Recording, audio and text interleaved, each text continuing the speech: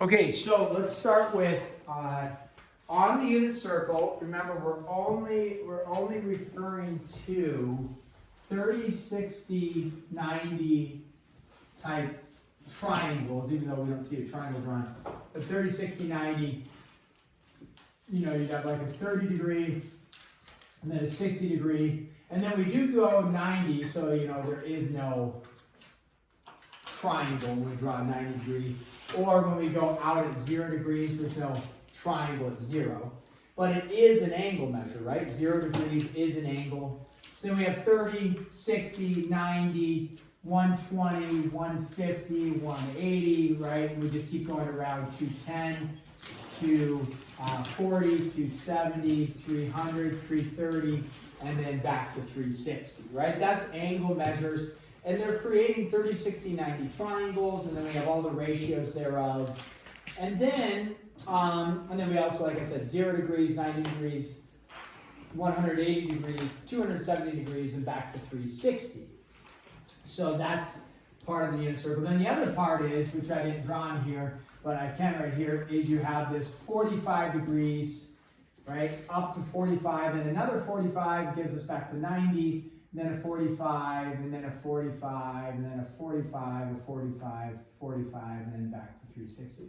So you have all these 45s in there as well, right? And those are as 45, 90, 90 plus 45, 135, 180, 225, and then you just keep going around. So the degrees are pretty easy to memorize. Hopefully, they're easy to memorize.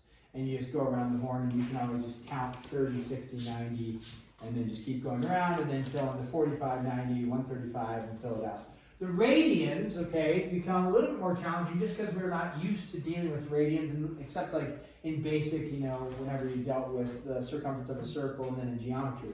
And we know that the circumference of a circle is 2 pi r. And if we think about the radius of the unit circle being 1, the circumference would be 2 pi. And so therefore, to get around an entire circle, we would call it 2 pi. And so 2 pi is actually just a radian measure, kind of a nice formal mathematical measure for the angle measures around a circle, okay? So now again, for most everybody, you never get a GPS and turn the units into pi. It's always in degrees, right? You never have seen a compass that's in terms of pi. It's already, some of you have never seen a compass, but or a GPS, but you do understand, like if, you know, in basketball, which none of us have ever done, but a 360 dunk, you've watched somebody do a 360, right? You would never be like, whoa, that was a sweet 2 pi dunk. But it would represent the same thing. So if you're standing here and you turn and you went all the way around, I said, how many degrees did I just turn? Everybody said, oh, you did a 360. Or you could turn it in terms of radians, which on your calculator you would see like R or RAD. Radians is, if you do a full circle, you would have, I turned 2 pi, that's the angle measure. So 2 pi represents a full revolution, a full angle measure. So again, if you did a half turn, you'd say, oh, I did 180 degrees. Like, you know, you talk about people in their life and they're going down the wrong path. And then they did a 180, and you're all like, yeah, way to go, you got your life turned around. Well, you could also say, oh, it was awesome, they did a pi. And nobody would know what you're talking about except the, you know, trained mathematician. And even if you're talking, you know, somebody that, you know, anyways, you will quickly forget this, but maybe you won't. So you could say they did a pi, nobody will know, but you know is that a pi is the same thing as doing a 180, okay? It's just an angle measure.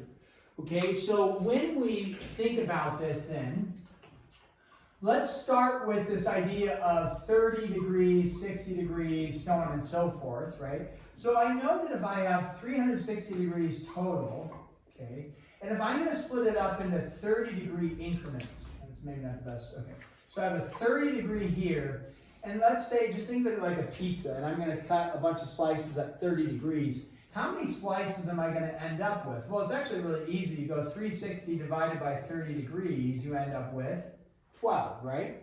And so in each little slice, it's 1/12. This would be like 1/12 of the whole circle. So 1/12, I'm going to run out of room here, but I can do this. 1/12 of 360 is going to be equal to 30 degrees, right? And then you would have 2/12, because we're not dealing with the 45s. 2/12 of 360, when you, right, go 1/6, 360 divided by 6, that's going to equal 60. 3/12 of, 360, I'm not going to do all of these, is the 1/4 of 360, which is 90. Now, with degree measures, you really wouldn't be doing this, hopefully longhand.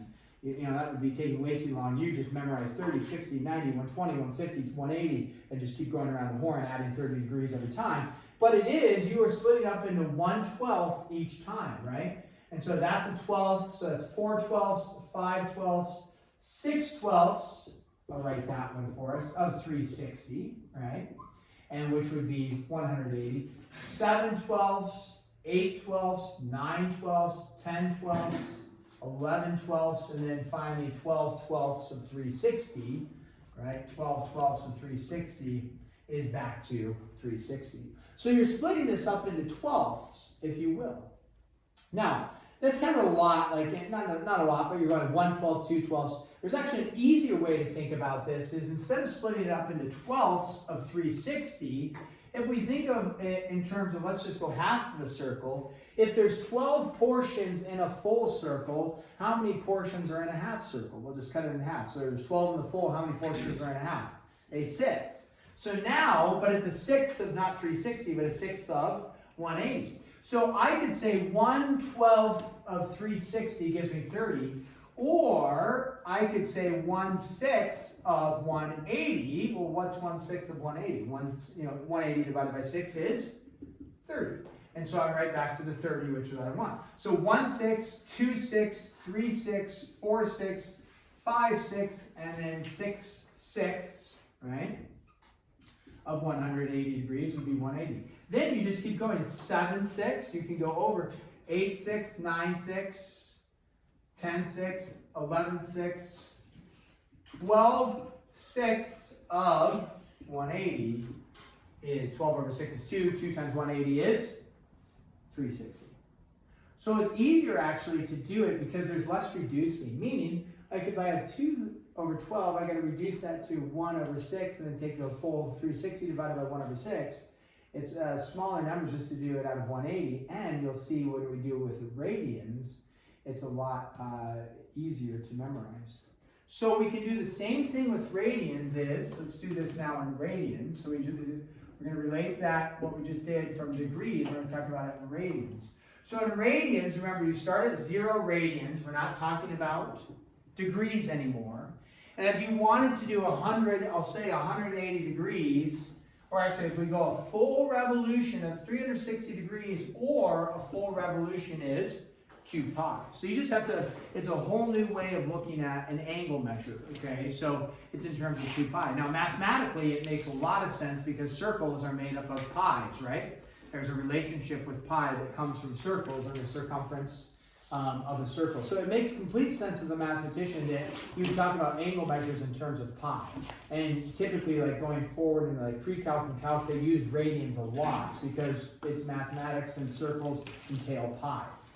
Okay, so you just memorize, okay, with every revolution I go 2 pi. Now you have to adjust your brain to say, okay, 2 pi is 1 full revolution. Therefore, half of a revolution is not 2 pi, but 1 pi. And you can see that tucked in right there on the inner circle, or you have your cheat sheet, right? So 1 pi. So then you could also think of like a quarter, like 1/4 of 2 pi. We could do it that way. 1/4 of 2 pi is going to be, pi over 2, and this one is 3 pi over 2. So those are our quadrantal spots, pi over 2 pi, 3 pi over 2. Now, let's discuss all the other ones in there, and you're looking at the unit circle, you got your cheat sheet in front of you, and you see pi over 6, pi over 4, pi over 3, 2 pi over 3, 3 pi over 4, 5 pi over 6, right? A lot of people just memorize those, and that's fine. That's one thing you definitely can do, is that pi over 6 is the same as 30 degrees. But let's actually try to make this easy on ourselves. We know that at a 30-degree angle, right? So we'll say, okay, at a 30-degree angle, so we're going to talk about in terms of radians, 30 degrees, transition back over here, 30 degrees, right here, was 1/6 of half of the circle. Well, half of the circle is no longer 180 degrees. What's half of the circle? Pi. So you can just go, this is 1/6 of pi, which is half of the circle. Then, now we're going to skip the 45s for now, just focusing on the, I'll call this the 30s, 60s, so on and so forth. That 1/6 of the pi, and then just remember, we're going in 1/6, 2/6, and then this one would be 2/6 of a pi. This one is 3/6 of a pi. This one would be 4/6 of a pi. This one would be 5/6 of a pi. Whoops, 5/6 of a pi. Now, you don't see 2/6 of a pi, do you? No, but what do you see up there? Pi over 3 or 1/3 pi. Usually it's written as pi over 3, but if you write 1/3 pi, I'm not going to mark you wrong. But they'll write it as pi over 3. But so 1/6, 2/6, 3/6, right? Which is pi over 3. 4/6, 5/6. What's the next one? 6/6, 7/6, 8/6, 9/6. These are all of a pi, right? I'm not writing the pi there, but I can. And then 9/6 of a pi, 10/6 of a pi, and then 11/6 of a pi. And then finally 12/6 of 1 pi. So we see up there, some of these we do see, right? Because 11 over 6 doesn't get reduced, right? And so up there you see 11 over 6 pi, maybe might be tucked away, but you see that, that's not reduced. 7/6 pi isn't reduced, right? Nothing to reduce on there. 5/6 pi, nothing to reduce on there. Now the 8/6 pi, look at your cheat sheet, you're not going to see 8/6 pi, right? Just reduce it. What do you see? A 4 over 3 pi. So as long as you remember a pi, and then in terms of 6, you can just fill in the whole circle really good. 1/6, 2/6, 3/6, 4/6. Now, on the unit circle exam, I will not accept if you write 2/6 pi. You have to reduce it to 1/3. Okay, so make sure you at least reduce. But very easy, memorize 2 things, at least for the 30/60 part. It's 1/6, 2/6, 3/6, 4/6, 5/6, 7/6, 8/6, 9/6, 10/6, 11/6, and 12/6, and you're done. Fill it in, reduce them, and you're good to go. Very straightforward. Okay, now the 45 degrees is not really complicated because it just splits it not into 6. If you were to cut a piece of, a pizza into 45-degree angles, right? How many is this going to be? Well, there's how many total slices in the whole thing? There's going to be 1, 2, 3, 4, 5, 6, 7, and 8 slices. So you could do 1/8, right, of the whole thing, or it's easier to do 4 slices of half of it. Much easier to do that. So again, half is a pi. And so we're going to do 1/4 of a pi. Do you see pi over 4 on the unit circle? You bet. 2/4 of a pi. Do you see 2/4 of a pi in the unit circle? Kind of. What's 2/4 the same thing as? 1/2, right? Do you see 1/2 pi? You bet. We just call it pi over 2. So 1/4 pi, 2/4 pi. Do you see 3/4 pi? Yes. You bet. Again, I'm not going to mark you wrong if you write 3/4 pi, as opposed to, what do you see on the unit circle? 3 pi over 4. You almost never see it written as 3/4 pi, but it's just a notation. You'll always, almost always see it as 3 pi over 4, but you were making a note, oh yeah, that's 3/4 of a pi. And then what's pi? 4/4. And then what do we see? A nice 5/4, looking at your cheat sheet. 6/4, you don't see the 6 over 4 because you do a reduction, but you do see a 7 over 4, and then you do see an 8 over 4, but it's a reduction, and you see it as a 2 pi. So really easy, 1/6 of a pi, and then what's the other one? 1/4 of a pi, and then just march it on around. Okay? Yeah, really easy. So once you grasp that a little bit, it makes the memorization process easy. So it actually doesn't even require you to memorize. You could just go 1/4 of a pi, do fractional work, 1/6 of a pi, do the fractional work. You don't have to memorize any of your radians. So very straightforward on that. Don't forget, I already warned you on this, that you need the 360 and the 2 pi when you do your quiz. People a lot of times forget those too, and they miss 2 points, you know. So, because it's important to make a note, 0 and 360 are the same spot. That's why we want to emphasize that. So, and then again, little things that people forget. Sometimes they forget the radians, because they fill in the degrees real quick, they fill in the ratios real quick, but then they forget the radians because they're, you know, like fill in the things you know that are really easy, and then the radians are complicated, you forget to fill those in. Other things people mess up is positive and negatives. Just think of it as coordinates, right? Anything in quadrant 2, the x coordinate has to be negative, y coordinate has to be positive. Again, people have like their little trick of memorizing because it's just repetition of the same ratios, and they kind of get this pattern going, and that's great. Just once you finish the pattern and you haven't even thought through what's going on at all, you don't even know we're talking about like right triangles or anything, and that's okay. Just tell yourself, I'm in quadrant 2, what does x have to be? Oh, x has to be negative in quadrant 2, therefore all x values should be negative. So you just think through it slightly to help you avoid any of those little mistakes, because once you get off on the negatives and the positives, you can miss 20 points well, maybe not 20 points, you miss 10 points really quick, you lose 10% really fast, because it's out of 96 total points on there, because each thing is going to be worth 1, including the back page, right? So, all right, so hopefully you're set up for success there on that. So make sure you are ready for that. Now, yesterday we were talking about reference angles. I am always amazed when people take like an MCA or the test that the reference angle, I mean, I shouldn't say amazed, it makes sense. I see where people make the error, but I've told you what a reference angle is. So when you memorize it, you know never to make this mistake. There's a lot of things though to memorize or make mistakes on, if you will. But I've told you that a reference angle, we call it alpha, it doesn't matter. It could be beta, it could be phi. Phi? Is it phi, phi, pho, phon? What is it? Phi?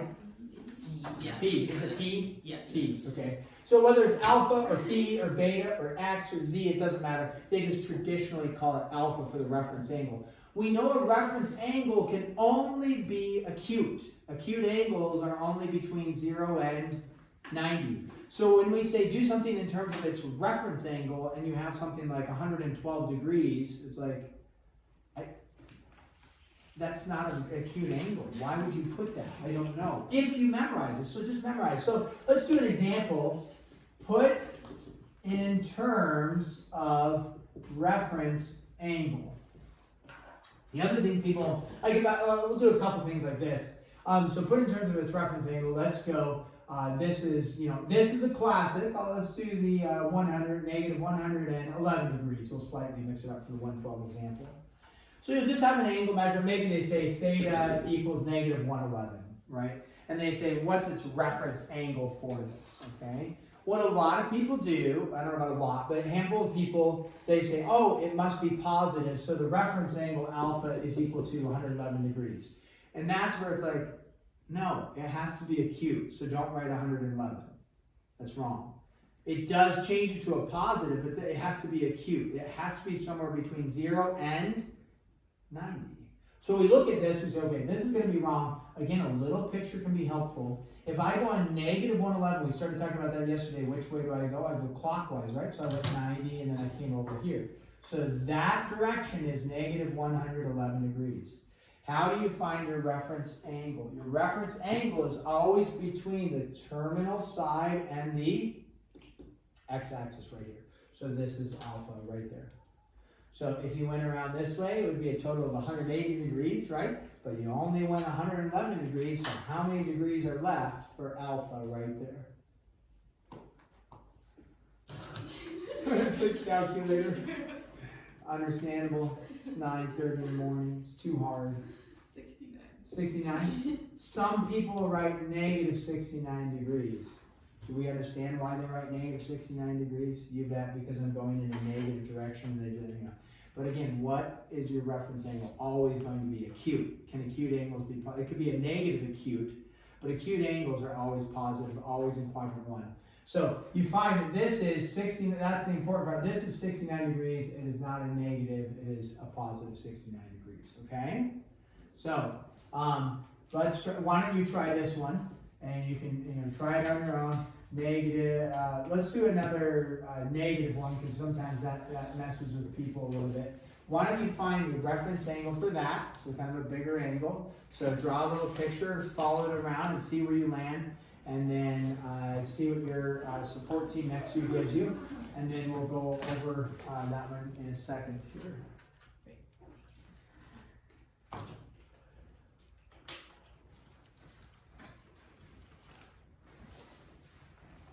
Here's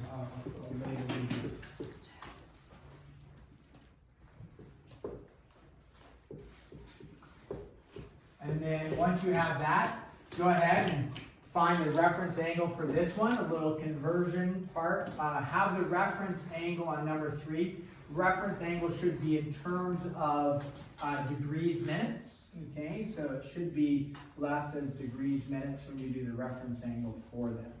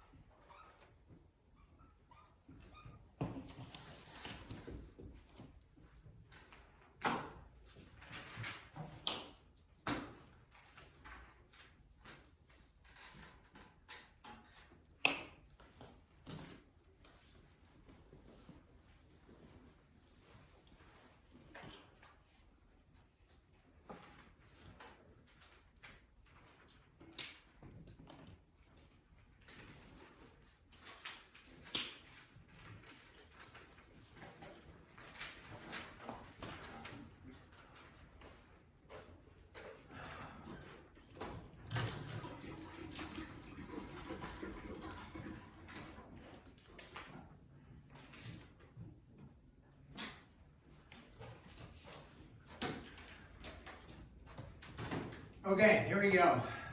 So, hopefully you've come up with something. You can check with your neighbor. Hopefully they came up with something. We start with negative 612.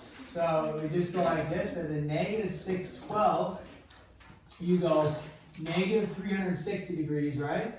And then how many more degrees after negative 360 do I go? How many degrees are left? 2 what? 252. So I end up going another 252 degrees like this. And so I know that at 252 degrees, I'm somewhere right about there. Therefore, okay, all I'm looking for is the angle measured between the terminal side and the x-axis. So some people try to go from here all the way around there. That will not give you an acute angle, right? So all you're looking for is, so a couple different ways to do this, but you can go like 612 minus the 360 to give you, what do we say, 252. So this is like negative 252 degrees to get all the way there. And then how do you figure out that measure to this measure is just subtract by 180. And so then, or add 180 to the negative, it doesn't really matter as long as that is going to get you to acute, or you could go 252 minus 180, really it doesn't matter. And what do you end up with then? 72. 72, and it's going to have to be positive, and so 72 degrees like that. Okay. So now 152 degrees in 30 minutes, if you need to do a conversion first, right, that's fine. This one's hopefully like an easy conversion. You could say, okay, this is 152 point, how many degrees? 5 degrees. So easy conversion there, 30 over 60. If you didn't convert it, you could also work with it and keep it in minutes. Or do it this way and then convert it back to minutes, it doesn't matter. So we say, okay, 152 degrees, so I'm out that way, 152.5 degrees. How many degrees are left between the terminal side and the x-axis? There is 27 degrees, 30 minutes. 27.5 degrees, and then convert 27 degrees and 30 minutes like that. Because you just go 180 minus the 152.5, and that'll give you 27 degrees and 30 minutes. That seems accurate. Anybody else agree? I feel good about it. So, okay. So these ones, they shouldn't be complicated, but somehow, it's a lot. Trigonometry, angle measures, but hopefully that, with a little bit of practice, comes easy to you. Okay, now this says write as a function of acute angle, tangent of 334 degrees. Here's a classic, painful classic. People take their calculator, hit tan of 334, and give me a decimal. That's not what it's asking for at all. At all. And it's like, did you even bother doing the homework and studying the homework? I don't know. They're not asking, find the ratio and give me 3 decimal places. That's not what they're asking for. They say, write it as a function of an acute angle. The function is tangent. That's the function. So they want it as a function of an acute angle. Is 334 acute? No. So they want to write this as a function of an acute angle. So it needs to be tangent of alpha, where alpha is your reference angle, right? That's all they're looking for. Now, so we go like this. We say, okay, find the reference angle for 334, and then we're going to write tan of whatever that is. So we go 334 out to here, right? And then how many degrees are left between the terminal side and the x-axis? 26. So then you write tan of 26 degrees. You box it, and then you lose 2 points. You're like, what? I thought I did it. And then you go, oh, what did we learn yesterday, kind of towards the end? What were we talking about? Okay? So you can check this. Take tan of, you can go on your calculator, it's fine. Take tan of 334. Take tan of 26 and tell me if they're the exact same. I mean, they won't be. I'll give you a heads up. Hopefully you'll recognize, like, oh yeah, that's right. We talked about it yesterday. We paid attention and we were studying until we understand. They're not the exact same, are they? No. But the same numbers, right? Same digits? Same digits. Just a different what? What's the difference in it? Positive versus negative. Yeah, positive versus negative. Exactly. Because what is tangent in quadrant 4? Negative. What's tangent in quadrant 1? Positive. So what do we do to adjust this? You don't write negative 26 because that's not an acute angle. What do we do? Where do we put the negative? Right on the outside. There you go. Now they're the same. That's only the case if, right, the tangents are different. Hey. Hi, sorry, may I take meat, please? Yes. Go ahead and bring your bag too. What? Bring your bag. Okay. They've got to do a search. Okay, so let's do another one.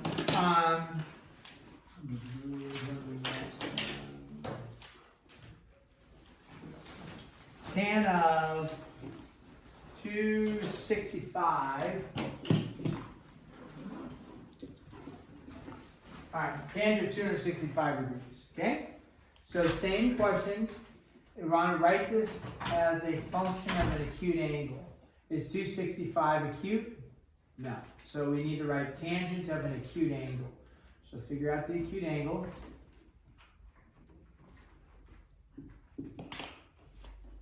Hopefully not difficult. If we were just doing a bunch of these, this is like find the reference angle is all we're doing. So hopefully, okay, I go 265 and then have to go terminal side of the x-axis.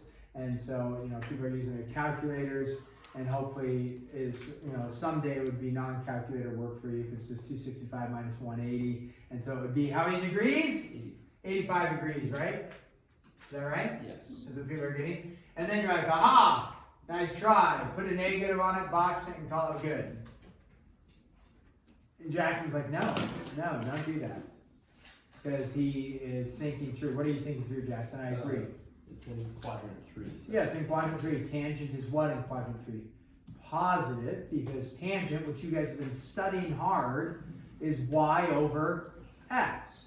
And in quadrant 3, if I drew a quadrant, your x value is negative, your y value is negative. Therefore, a negative over a negative will be a positive. So tangent is positive in quadrant 3. Also, x is positive, y is positive, therefore tangent in quadrant 1 is positive. So both these if you punch them into the calculator, both those are going to be positive, so you definitely wouldn't want to put a negative, right?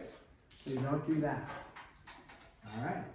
So again, worth just doing a quick check. You're going to have the calculator, right? Where you can do a quick check, tangent of this, tangent of this, are they same? Optimum, just to understand it, know it, and then put the negative sign or not negative sign. That's the best, but a quick check with your calculator will yield positive, negative, positive, negative, therefore I need to compensate with a negative. Never put it on the inside, right? Always on the outside. Let's do one more of these, just so that we can see. Okay, and let's actually, let's give this one with like a, there we go, secant, that's a good one. Secant of negative 106 degrees. There we go. Now, your calculator doesn't have secant, but that's irrelevant for you because you're going to memorize it and you won't need the calculator. Okay, so just a heads up. But you do have the button that you could use. It's just not a secant button. Anyways, you don't need a calculator. Just think through it. Okay, so write it as a reference angle. Find the reference angle, and then write the function as its reference angle. Again, the function starts as secant, so it needs to end as secant, right? So we're going to have a secant of something. Don't turn it, well, I guess you kind of can flip it, but don't flip it, just leave it as secant. So hopefully at least the angle, Leanne, welcome. Hopefully the angle measure is easy, or becoming easier. What's the angle measure? 74, right? Just 180 minus 106, right? So 74. So hopefully getting 74 down is easy at this point, or easier. Now we got to think through positive or negative. Remember, what quadrant, okay, is negative 106 in? What quadrant is negative 106 in? Well, we went to 90, then we went over here, so here. So what is x in quadrant 3? Negative. What is y? Negative, right? And then in quadrant 1, everything's always positive, right? Everything's always positive in quadrant 1. So quadrant 3, we have a negative and a negative. Now it depends on which one we're dealing with. Well, secant relates to what? It's the reciprocal of cosine. So then you say, okay, this is basically thinking cosine, because it's just reciprocal. It's not changing signs, it's just the reciprocal. So cosine in quadrant 3, what is cosine in quadrant 3? Positive or negative? Negative. So cosine is negative because cosine, you've been studying it, is x over r. So it's negative. What is cosine, sine, and tangent? What are all of them in quadrant 1? Positive. So cosine is positive. So what do I need to do to compensate? Because this is a positive, this is a negative. What do I need to do? Just put a negative. Remember, the negative 106 is not dictating whether it's positive or negative. That has nothing to do with it. That's just stating what quadrant you end in. Okay? So hopefully with those ones, you can have major success as you work on the problems and work through those. Okay? We spent a decent amount of time on that one. Now,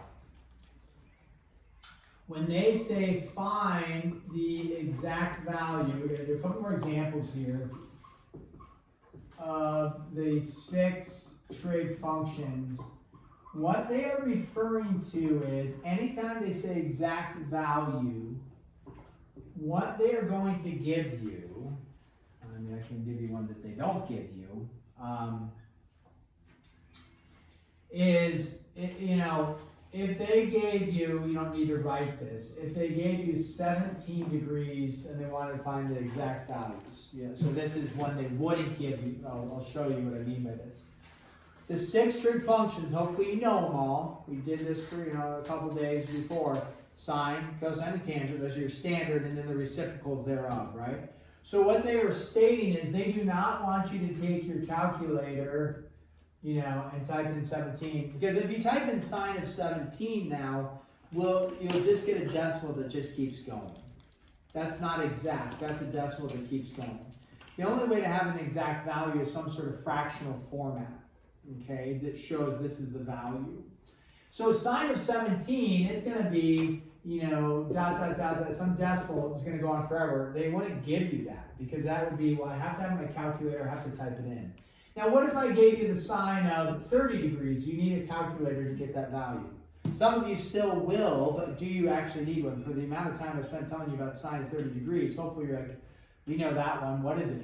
Sine of 30 is 1/2. Now, your calculator would give you 0.5, right? So it actually would give you the exact. Now, cosine of 30, you shouldn't need a calculator for either. Now, some calculators will give you the exact value, right? They will give you the exact value, but you don't need it. You don't need your calculator. Why not? Because we all know what the cosine of 30 is. What is it? Root 3 over 2. And you know that based off of the fact that I've shown that numerous times, drawn 30, 60, 90 triangles all over the place, and you've been studying the unit circle because you know it's coming. I keep referencing that you've been studying really hard knowing you haven't. But you should have. You should be a master of this almost by this time.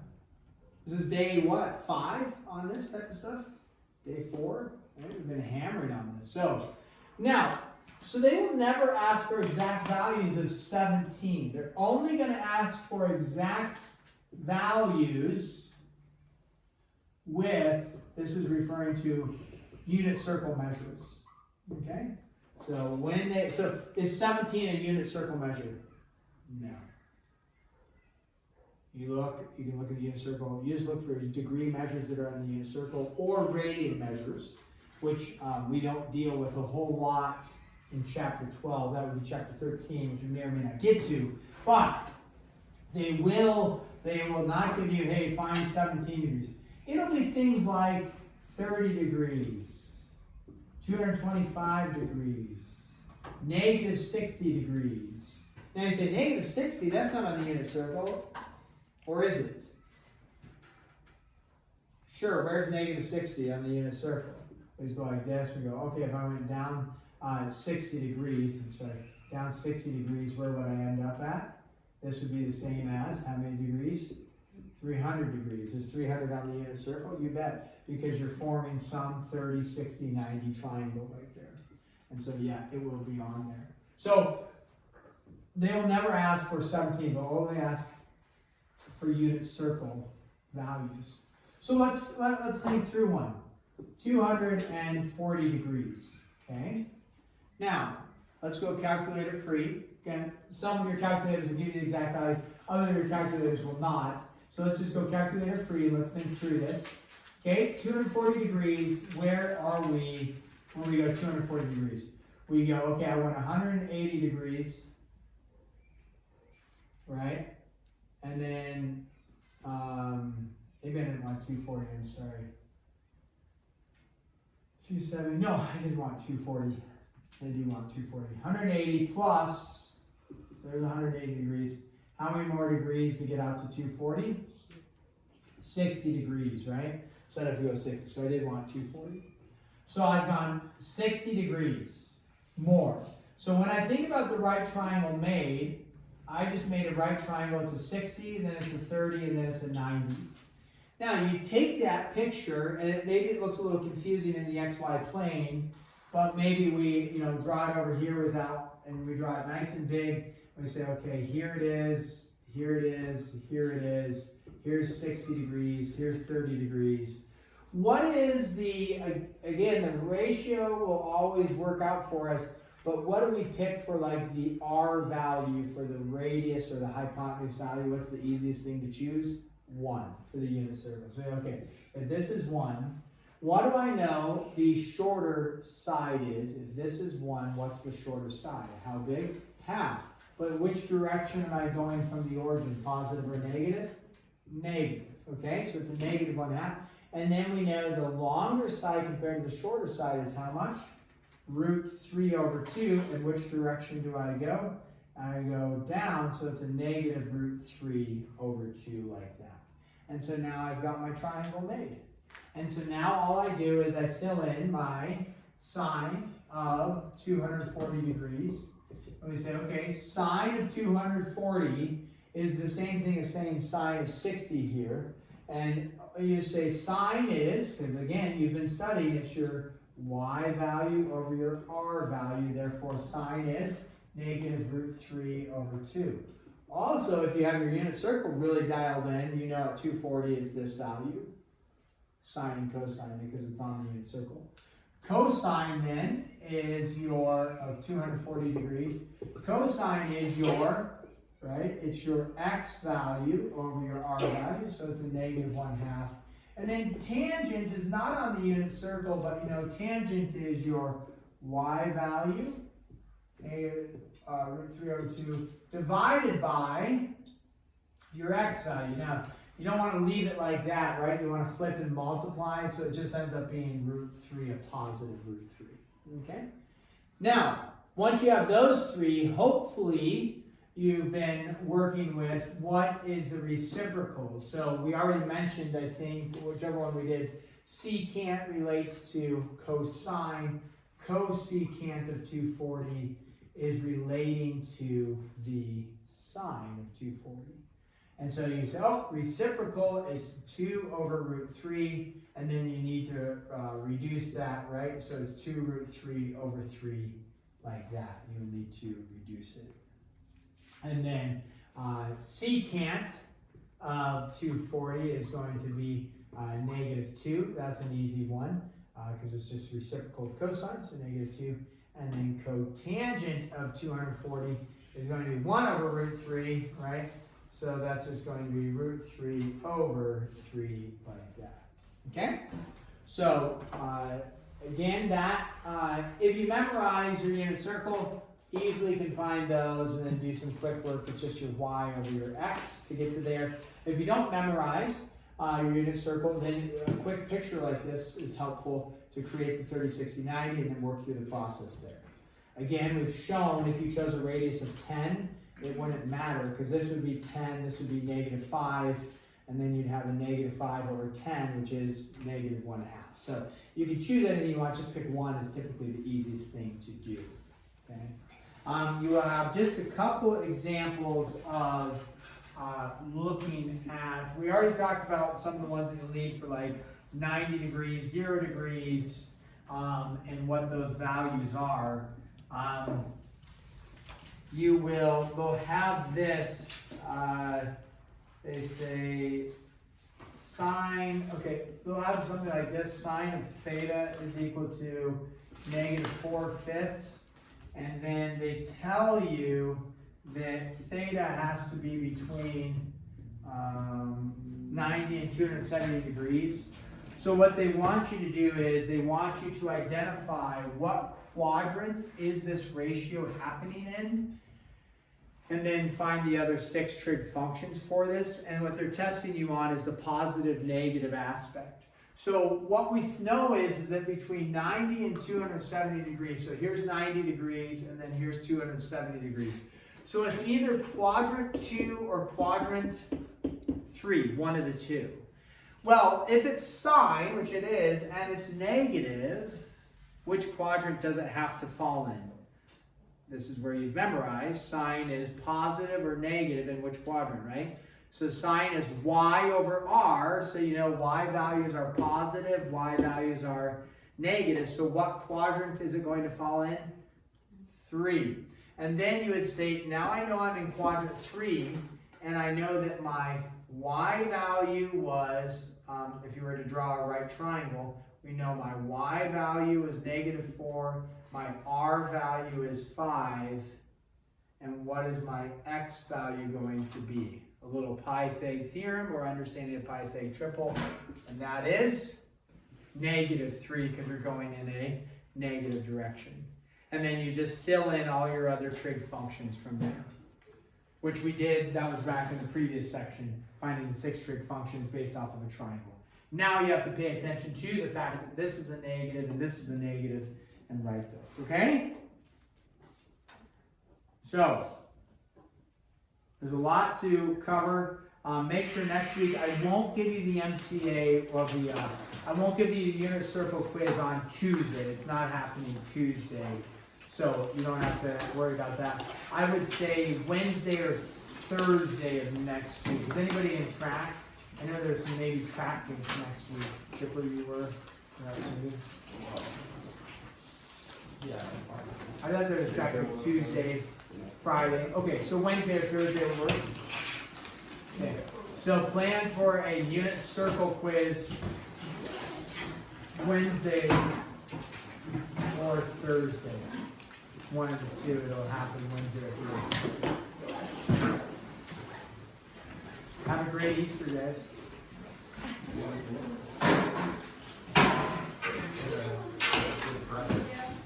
Have a good Friday.